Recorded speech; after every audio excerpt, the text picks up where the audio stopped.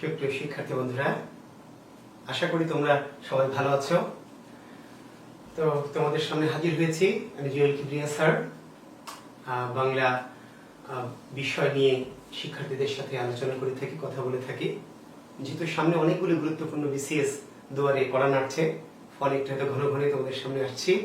আশা করছি আমার ক্লাস তোমরা বা আমার পরামর্শগুলি তোমাদের কাজে লাগবে, ভালো লাগবে, সেই বিশ্বাস থেকে আসছি। তো আজকে আমি আরেকটি গুরুত্বপূর্ণ বিষয় তোমাদের সামনে নিয়ে হাজির করেছি, সেটির নাম হচ্ছে সমাস। তো এই বিষয়টি এই বিষয়টি কিন্তু অত্যন্ত গুরুত্বপূর্ণ। যে কোনো জবের পরীক্ষায়, সেটি হোক প্রাইমারি, নিবন্ধন, বিসিএস বা ব্যাংক, বিমা সহ বাংলাদেশের যত রকম পরীক্ষা হয়, এমনকি অ্যাডমিশন টেস্ট থেকে শুরু করে যত রকম চাকরির পরীক্ষা বা প্রতিযোগিতামূলক যে কোনো পরীক্ষায় সমাস কিন্তু অত্যন্ত গুরুত্বপূর্ণ একটি বিষয়। এবং শিক্ষার্থীদের কাছে সমাস নিয়ে কিন্তু অনেক বিভ্রান্তি, অনেক ধরনের প্রশ্ন, অনেক ধরনের জিজ্ঞাসা, কিংবা এক এক বই এক এক রকমের বিষয়, নানান বিষয় থাকে। তো সেগুলো নিয়েই তোমাদেরকে একটু চেষ্টা করব। তো আমি সবসময় চেষ্টা করি, তোমরা জানো যে ব্যাকরণটা অনেকের কাছে যেহেতু একটু কঠিন, একটু জটিল মনে হয়, বাংলা ব্যাকরণ অনেকের কাছে দুর্বোধ্য, যদি মাতৃভাষার ব্যাকরণ, তবু কেন জানি বাংলা ব্যাকরণ নিয়ে শিক্ষার্থীদের মাঝে ভীতি থাকে, বিশেষ করে সমাস, প্রত্যয়, সন্ধি নিয়ে।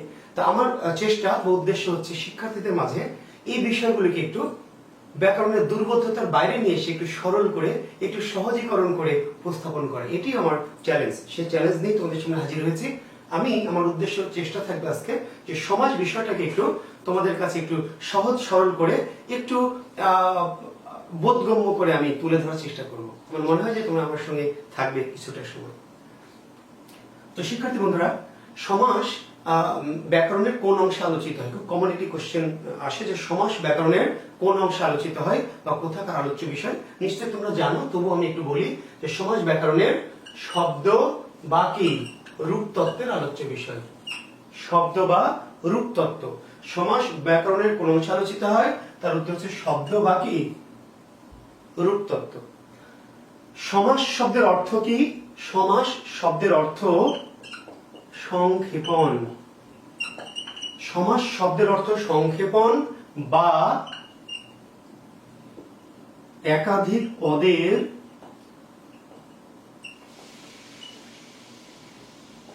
এক পদে পরিণতকরণ।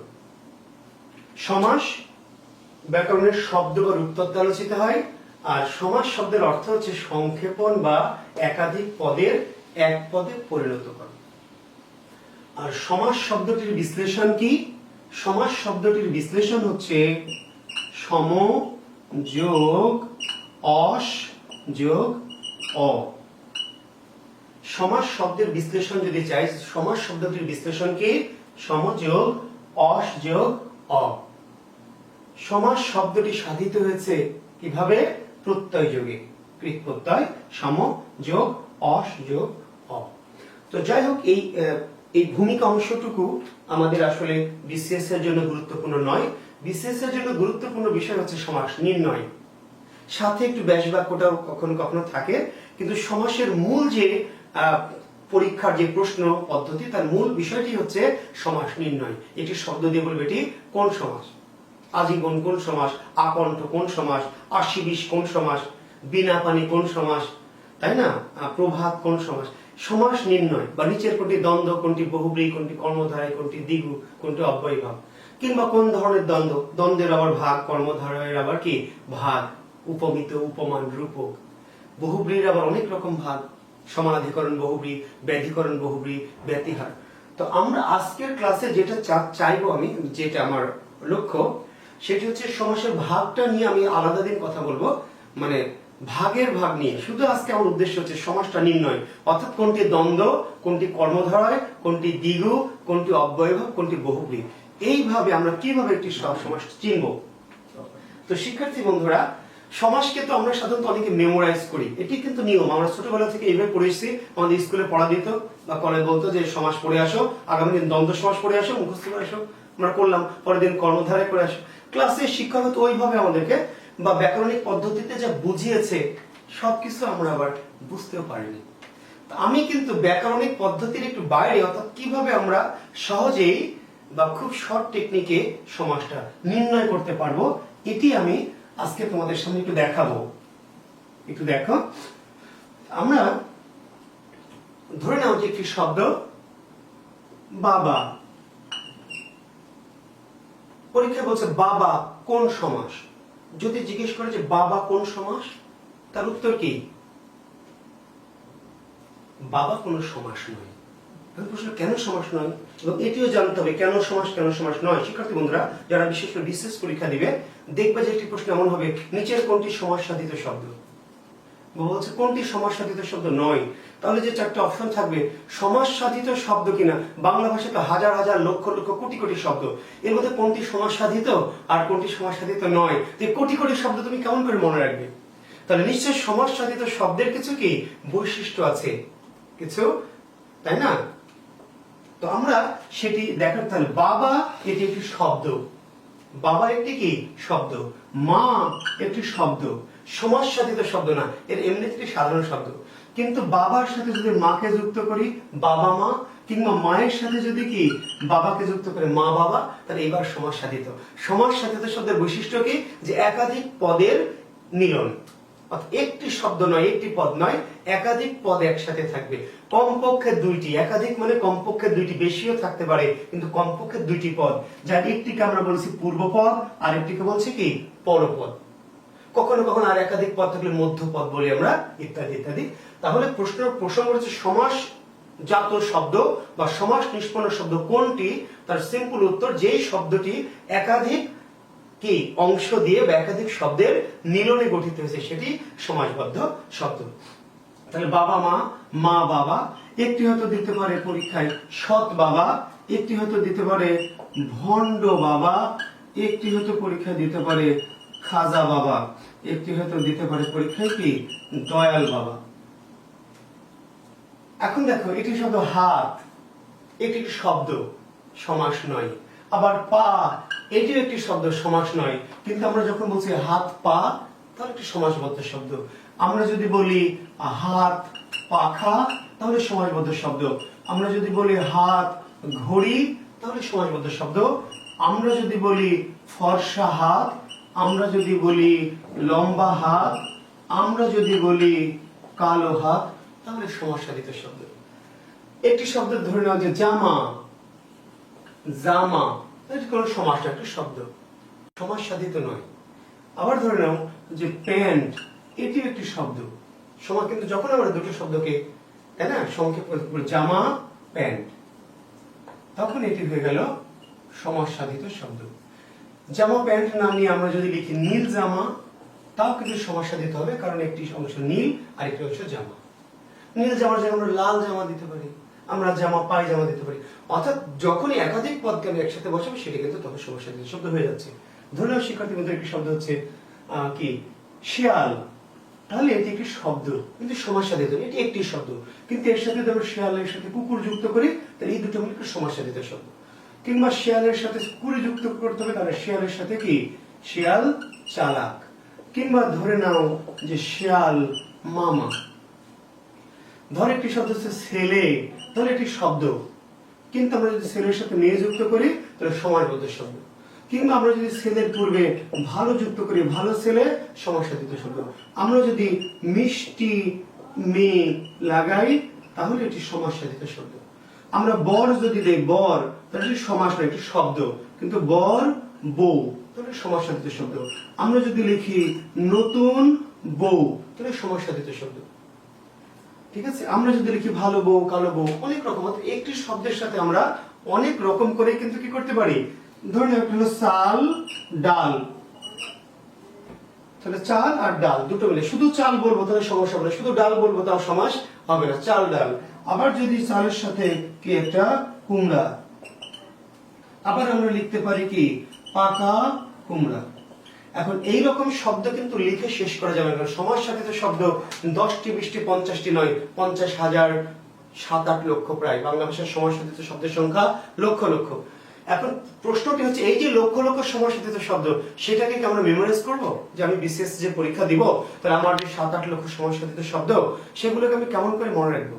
আমি হয়তো একটা বই পড়েছি 500 শব্দ, আরেকটা বই পড়েছি 1000 শব্দ, একটা বই 800 শব্দ। কিন্তু এগুলো তো সমাজসাথী শব্দের বাইরে অনেক আছে। আপনি কত বই পড়বেন, বাংলা ভাষায় তো অনেক ব্যাকরণ, সবগুলিকে আসলে পড়ে আমাদের আত্মস্থ করা বা মেমোরাইজ করে মুখস্থ রাখা সম্ভব? তাহলে কি করতে হবে? ওই যে বললাম যে আপনাকে বুঝে উত্তর দিতে হবে, বোধগম্যতা তৈরি করতে হবে। যে আমরা নিশ্চয়ই এই যে সমাজগুলির যে পার্থক্য তৈরি করা হয়েছে, কোনটা দ্বন্দ্ব, কোনটা কর্মধারায়, কোনটা দ্বিগু, কোনটা বহুবী, নিশ্চয়ই এদের মাঝে কোনো না কোনো কারণ আছে। কেন এটি দ্বন্দ্ব বললাম, কেন আমি কর্মধারায় বলছি, কেন বহুবী বলছি, তাহলে এর মাঝে কিছু কি সূত্র আছে। আমরা একটি শব্দ, শিক্ষার্থী বন্ধু আমি আবার বলছি, কোন একটি শব্দ দেখা মাত্রই তুমি বলে দিতে পারবা যেটি দ্বন্দ্ব সমাস নাকি কর্মধারায় নাকি দ্বিগু নাকি বহুব্রী নাকি অব্যয়ভাব। তোমাকে আলাদা করে মুখস্থ করে রাখতে হবে না। তো কিভাবে আসলে এটি সম্ভব কিনা, এটি ম্যাজিক্যাল মেথড বলছি আমরা, যে আমি একটি শব্দ পরীক্ষা আসবে, আমি শব্দটা দেখে শব্দটা আমাকে বলে দিবে যে হ্যাঁ, শব্দের চেহারাটা, শব্দের বৈশিষ্ট্যটা আমাকে বলে দিবে এটি দ্বন্দ্ব, এটি কর্মধারায় বা দ্বিগু বা অব্যয়ভাব বা বহুব্রী। একটু আমরা দেখি, ধরে নাও একটি শব্দ আমরা লিখেছি বাবা মা, দুটো পদ। আমি কিন্তু প্রথমে বলেছি সমাস হতে হলে একটি শব্দ না, একটি পদ না, কমপক্ষে একের চেয়ে বেশি মানে দুই। তাহলে একটি পূর্বপদ একটি পরপদ, দুটো পদ। ব্যক্তি কয়জন? দুইজন। বাবা মা দুজন ব্যক্তি। মা বাবা দুটো পদ, ব্যক্তি দুইজন। সৎ বাবা দুটো পদ, পূর্বপদ হলো সৎ, পরপদ বাবা, কিন্তু ব্যক্তি কি? একজন।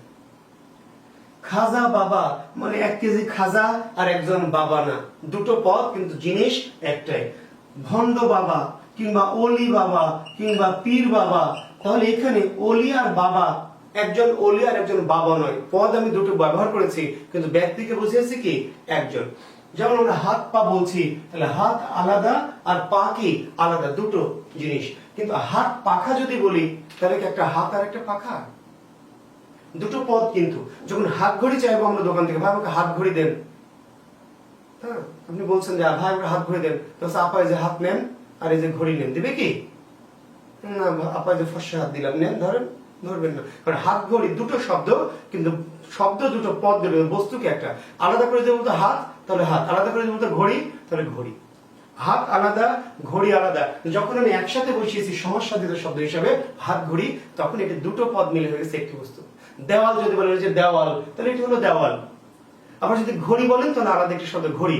যখন দেওয়াল ঘড়িকে একসাথে যুক্ত করলেন, তখন দেওয়াল ঘড়ি বলে দুটো জিনিস, একটা দেওয়াল একটি ঘড়ি না, দুটো মিলে কি একটা।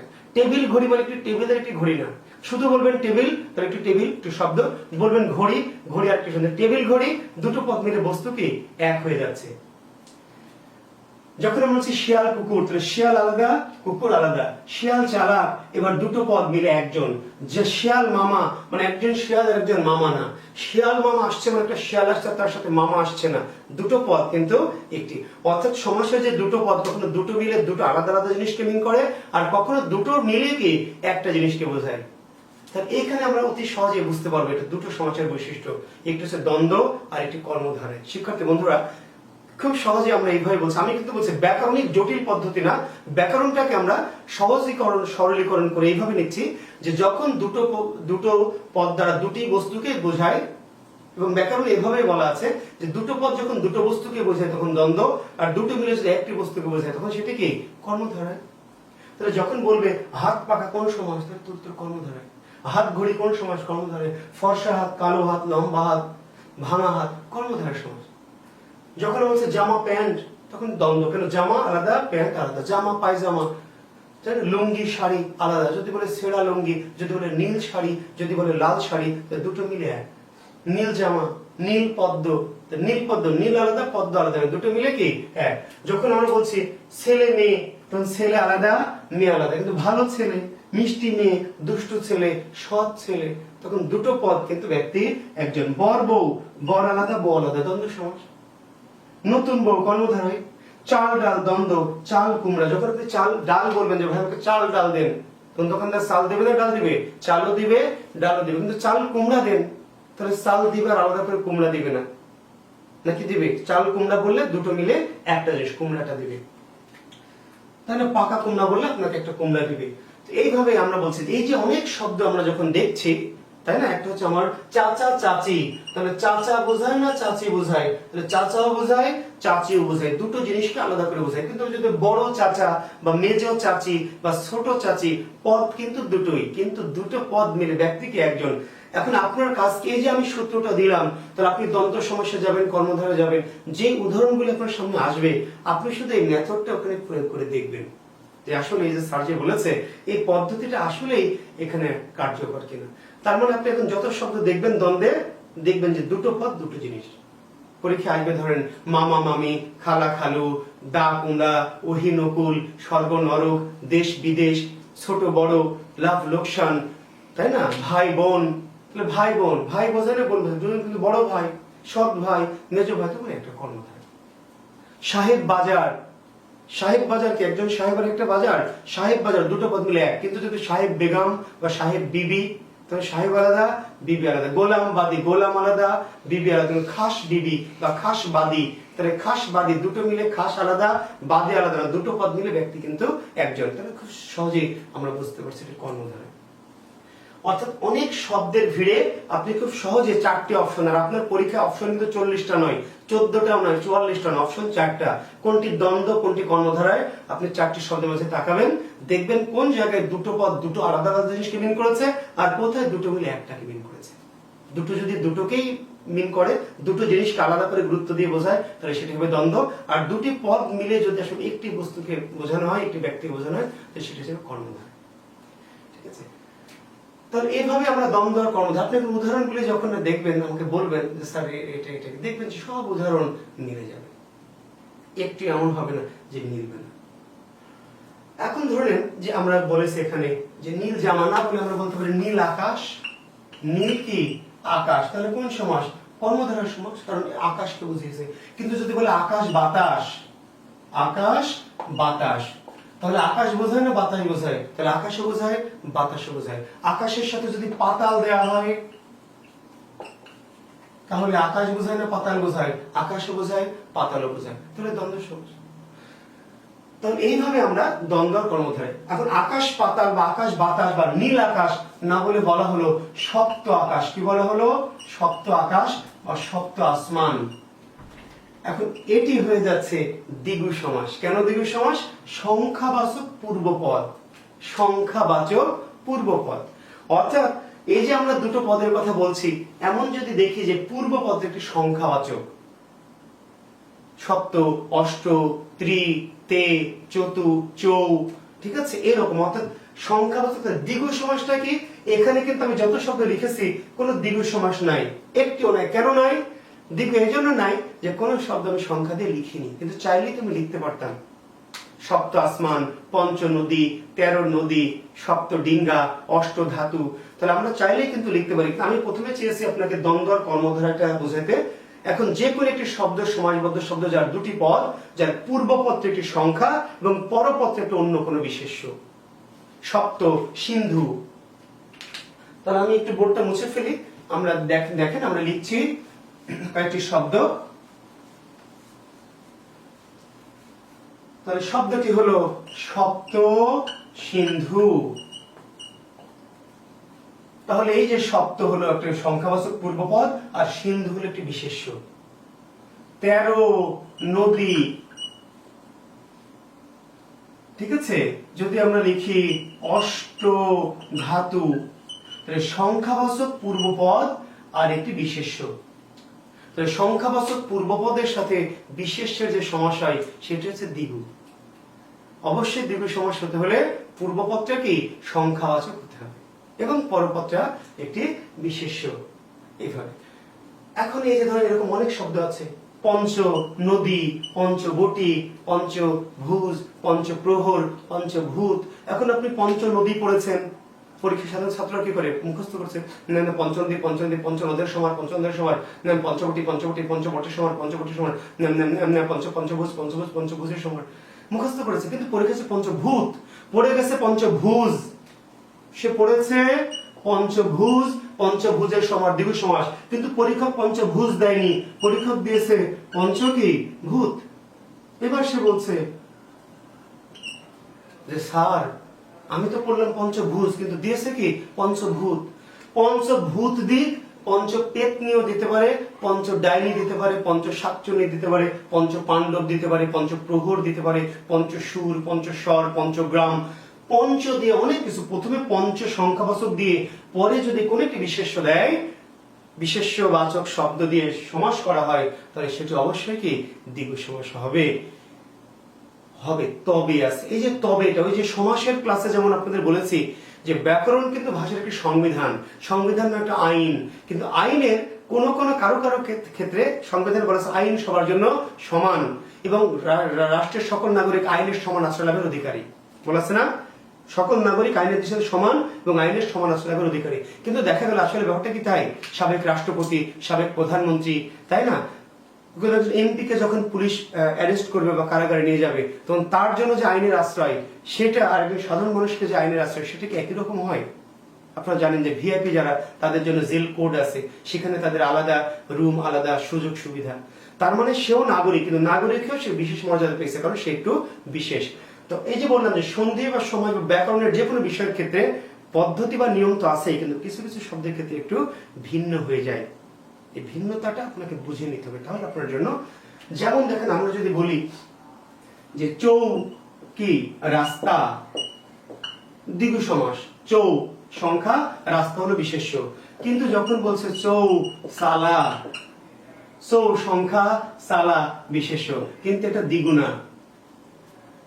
চৌ সংখ্যা দিয়ে শুরু হয়েছে, সংখ্যা দিয়ে শুরু হলে আমরা বললাম দ্বিগু, পঞ্চভুজ দ্বিগু, পঞ্চভূত দ্বিগু, কিন্তু পঞ্চপদী দ্বিগু নয়। তাহলে আপনি কনফিউজ হবেন। অর্থাৎ কৌশলটা তখনই আপনার জন্য পরিপূর্ণ কাজে লাগবে যখন আপনার ব্যতিক্রম বা বিশেষ জিনিসগুলো জানা থাকবে। তো এই ক্ষেত্রে আমাদের সংখ্যা দিয়ে শুরু হওয়া সত্ত্বেও দ্বিগু হয়নি, হওয়ার কথা ছিল। কেন হয়নি? এখানে দুটো বিষয় খেয়াল করবেন। একটি হচ্ছে দ্বিগু হতে হলে পরপদের প্রাধান্য থাকতে হবে। সংখ্যা দিয়ে শুরু হবে, পরপদে 13 নদী, নদীকে বোঝায়। অষ্ট ধাতু দ্বারা একটা ধাতুকে বোঝায়। সপ্ত সিন্ধু। শিক্ষার্থী বন্ধুরা, তাহলে বলছিলাম যে সংখ্যা দিয়ে যদি শুরু হয়, পূর্বপদ সংখ্যাবাচক তো পরপদ একটা বিশেষ্য, তাহলে সেটি দ্বিগু সমাস হচ্ছে, তাই না? কিন্তু এই যে বললাম যে চৌ রাস্তা দ্বিগু সমাস, কিন্তু আবার চৌ চালা বই দেওয়া আছে দ্বিগু নয়, এবং আসলেই দ্বিগু নয়। কিন্তু তোমার তো এখানে তাহলে কনফিউশন হওয়া স্বাভাবিক, বিভ্রান্তি হওয়া, যে স্যার সংখ্যা দিয়ে শুরু হয়েছে, রাস্তা বিশেষ্য, আবার সংখ্যা চৌ দিয়ে শুরু হয়েছে, চালা বিশেষ্য, তাহলে কেন এটি দ্বিগু সমাস নয়? এই যে পঞ্চভূত, পঞ্চভুজ, পঞ্চবটি, পঞ্চনদী দ্বিগু, কিন্তু পঞ্চপদী সংখ্যা দিয়ে শুরু হয়েছে, কিন্তু দ্বিগু না। সংখ্যা দিয়ে শুরু হলে পূর্বপদের সংখ্যা থাকলে দ্বিগু হবে, কিন্তু দুই একটি জায়গা আছে, দুইটি শব্দ আছে দ্বিগু নয়। কেন নয়? তোমাকে এই জায়গাটা ক্লিয়ার হতে হবে। অর্থাৎ সংখ্যা দিয়ে শুরু হবে, কিন্তু পরপদটার প্রাধান্য থাকবে। দ্বিগু সমাসে পরপদের প্রাধান্য। তাহলে 13 নদী দ্বারা নদীকে বোঝায়, অষ্ট ধাতু দ্বারা কি ধাতুকে বোঝায়, সপ্ত সিন্ধু দ্বারা সিন্ধুকে বোঝায়, চৌ রাস্তা দ্বারা রাস্তাকে বোঝায়, কিন্তু চৌ সালা দ্বারা সালকে বোঝায় না, এটা ঘরকে বোঝায়। পঞ্চপদী দ্বারা পদ মানে পাকে বোঝায় না, বা পদকে বোঝায় না, কাকে বোঝায়? একজন ব্যক্তিকে বা কোনো একটা জিনিসকে, যার 5টি পা। দেখো একটি শব্দ ত্রিনয়ন। ত্রিনয়ন, ত্রি সংখ্যা, নয়ন বিশেষ্য, কিন্তু ত্রিনয়ন ধর নয়নকে বোঝায় না, কাকে বোঝায়? 3 নয়ন আছে এমন কোন ব্যক্তি, তথা শিবকে। বহুব্রী সমাসের বৈশিষ্ট্যটা হলো যে পরপদের প্রাধান্য না, পরপদের প্রাধান্য। যে পদ দুটো থাকবে সেই দুটোকে ব্যবহার করে অন্য কোন তৃতীয় কোন বিষয়কে প্রাধান্য দিবে। যখন আমরা বলছি ত্রি নয়ন, আমরা বললাম তাই না, ত্রি ধরে নাও যে ত্রি, এটাকে বলছে ত্রি মাথা, তে মাথা, তে মাথা।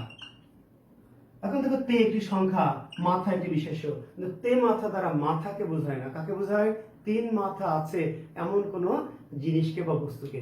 তাহলে আমরা যখন কোন সংখ্যা দিয়ে পূর্বপদ শুরু হবে, পরপদ বিশেষ্য থাকবে, আমরা দ্বিগু ধরবো, কিন্তু আমরা একটু চিন্তা করব যে এই যে পরপদটার অর্থকে কি প্রাধান্য পেয়েছে, না পরপদের অর্থের প্রাধান্য পায়নি।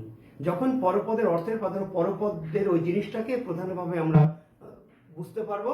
যষ্ট ধাতু মানে একটা ধাতুকে বুঝিয়েছে, 13 নদী মানে নদীকে বুঝিয়েছে, সপ্ত সিন্ধু মানে সিন্ধুকে বুঝিয়েছে, ঠিক আছে, চৌ রাস্তা মানে রাস্তাকে বুঝিয়েছে, কিন্তু ত্রিনয়ন দ্বারা নয়নকে বুঝায়নি, কাকে?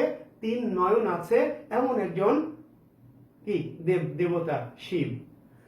কিংবা যখন আমাদের বলা হচ্ছে দশানন, তাহলে 10 মানে 10 সংখ্যা, আনন মানে মাথা, কিন্তু 10 আনন দ্বারা মাথাকে বোঝায় না, কাকে বোঝায়? রাবণকে। অর্থাৎ 10 আনন আছে এমন কোন ব্যক্তিকে।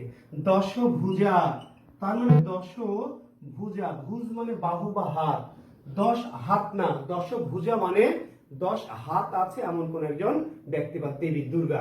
তার মানে পরপদটাকে প্রাধান্য না দিয়ে সেই পদের দ্বারা অন্য কোনো কিছুকে যখন প্রাধান্য দিচ্ছে সেটি হয়ে যাচ্ছে বহুব্রীহি।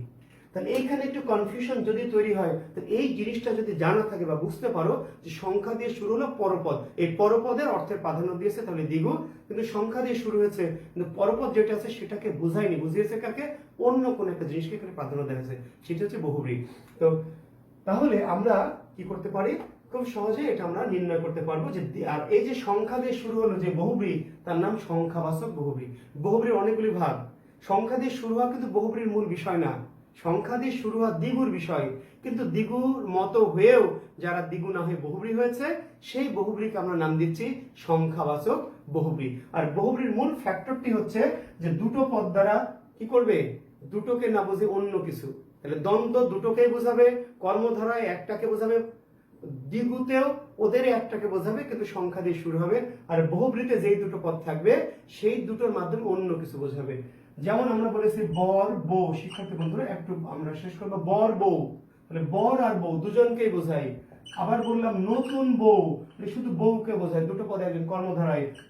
বউ ভাত, বউ বোঝায় না ভাত বোঝায়? বউ ভাত, বউ বা ভাত কোনোটাকে বোঝায় না। বউ যদি ভাত খায় তাহলে বউ ভাত, যদি পোলাও খায় তাহলে বউ পোলাও, যদি বিরিয়ানি খায় তাহলে বউ বিরিয়ানি। বিষয়টা এমন না, এখানে বউ বা ভাত দুটি পদ ব্যবহার করেছি, কিন্তু এটি একটি দিন বা বিশেষ অনুষ্ঠানকে বোঝায়। ভাতেরও কোনো প্রাধান্য নাই, বউয়েরও কোনো প্রাধান্য নাই। যখন আমরা বলছি শিক্ষার্থী বন্ধুরা হলুদ মরিচ, তখন হলুদ বোঝায় না মরিচ বোঝায়? হলুদও বোঝায়, মরিচও বোঝায়। যখন আমরা বলছি লাল মরিচ, তখন শুধু মরিচকে বোঝায় কর্মধারায়।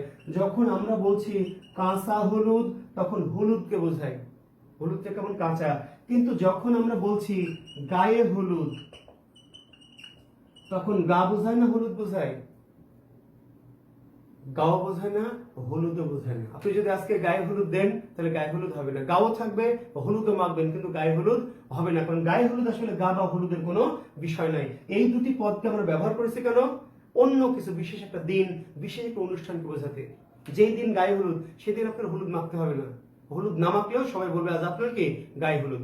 তার মানে আসলে গা বা হলুদ শব্দটি ইউজ করেছি আমরা বিশেষ একটা দিনকে বোঝানোর জন্য, তাহলে সেটি হয়ে যাচ্ছে বহুব্রীহি। অর্থাৎ দুটো পদের কাঁচা হলুদ তাহলে হলুদকে বোঝালো, তাই না? বা গুঁড়া হলুদ তাহলে হলুদকে বোঝালো। আবার লাল মরিচ, মরিচকে বোঝালো, হলুদ মরিচ তাহলে হলুদ আলাদা, মরিচটা আলাদা। দুটো পদ, দুটো আলাদা বস্তু, আলাদা জিনিস, তাহলে দ্বন্দ্ব। দুটো পদ কিন্তু একটা, ওদেরই একটা জিনিস, পরপদকে বোঝাচ্ছে কর্মধারায়। আর দুটো পদ কিন্তু যেই দুটো পদ আছে ওদেরকে ব্যবহার করে আমি অন্য কোনো জিনিসকে ইঙ্গিত করছি, সেটি হয়ে যাবে বহুব্রীহি। তো এইভাবে আমরা দেখবেন অনেক শব্দ আপনি বহুব্রীহিতে পাবেন, ঠিক আছে? মুখে ভাত, মুখে ভাত। যখন আমরা বলেছিলাম ডাল ভাত, তখন আমরা ডালও বুঝি, ভাতও বুঝি।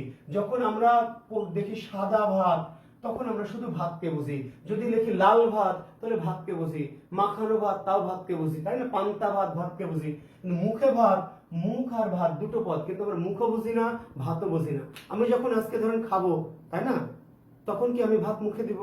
তাহলে আজকে আমার মুখে ভাত হবে না। আপনি যতই মুখে ভাত দেন মুখে ভাত হবে না, কারণ মুখে ভাতের সাথে মুখে ভাতের কোনো সংশ্লিষ্টতা নাই। অর্থাৎ মুখে ভাত বলতে আসলে মুখ এবং ভাত এই দুটি শব্দকে ব্যবহার করে আমরা একটা বিশেষ করে একটা দিন, বিশেষ একটা অনুষ্ঠানকে ইঙ্গিত করেছি, ফলে এটি হয়ে যাচ্ছে বহুব্রীহি। তো শিক্ষার্থী বন্ধুরা, সমাসের যে বেসিক ফরম্যাট, এই ফরম্যাটটা মনে রাখতে পারলে, এই যে অনেক সময় আমরা কনফিউজ হই, অনেক সময় এলোমেলো হয়ে যায়, বুঝতে পারি না, তাহলে আমরা বলছি দুটো পদ যদি, অবশ্যই দুটো পদ থাকবে, বেশিও থাকতে পারে, কিন্তু কমপক্ষে দুটি পদ তো থাকবেই।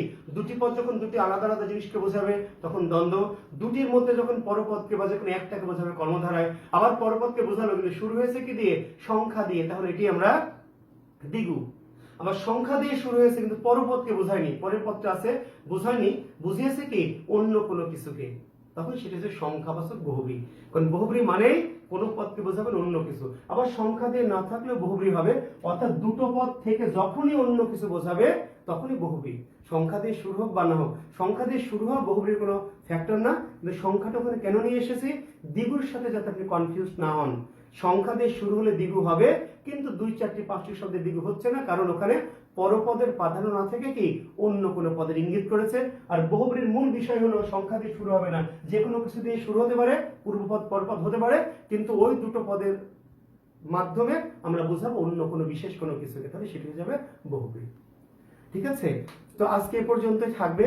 আমরা হয়তোবা দ্বন্দ্ব, কর্মধারয়, দ্বিগু আর বহুব্রী নিয়ে একটু আলোচনা করলাম, প্রাথমিক আলোচনা, অর্থাৎ চেনার উপায়। এর বাইরে আমাদের লাগবে কোন বহুব্রী, কোন দ্বন্দ্ব, কোন কর্মধারয়, সেটি নিয়ে আমরা অন্য একটি ক্লাসে চেষ্টা করব। আপনারা যদি আমার ক্লাস ভালো লাগে, আগ্রহী হন, তাহলে নিশ্চয়ই পরের কোনো ক্লাস আমরা দ্বন্দ্বের যে ভাগ, উপমান উপমিত রূপক, কর্মধারয়ের যে ভাগ, উপমান উপমিত রূপক, দ্বন্দ্বের যে ভাগ, সমার্থক দ্বন্দ্ব, মিলনাত্মক দ্বন্দ্ব, বিরোধাত্মক দ্বন্দ্ব, বিপরীতাত্মক, বহুব্রীর যে ভাগ, সমানাধিকরণ, ব্যতিকরণ, ব্যতিহার, চেষ্টা করব ভাগ। পাশাপাশি এর সাথে আমাদের অব্যয়ভাব এবং আরেকটি সমাজ থাকলো কি অব্যয়ভাব এবং তৎপুরুষ। তো আমরা অনেক বড় করে ক্লাস নিতে চাচ্ছি না, কারণ আপনাদের সময় থাকবে। আমরা পরের এপিসোডে চেষ্টা করব যে এর বাইরে, আর যেটুকু বলেছি আপনারা সমাসের বই খুলে চেনার যে উপায়, আসলে এই উপায় দিয়ে চেনা যায় কিনা, অপরিচিত শব্দ নেবেন, একটু আনকমন শব্দ বিভিন্ন বই থেকে কালেক্ট করে করে আপনি একটু নির্ণয় করে তারপর মেলাবেন। এটি আপনার হোমওয়ার্ক।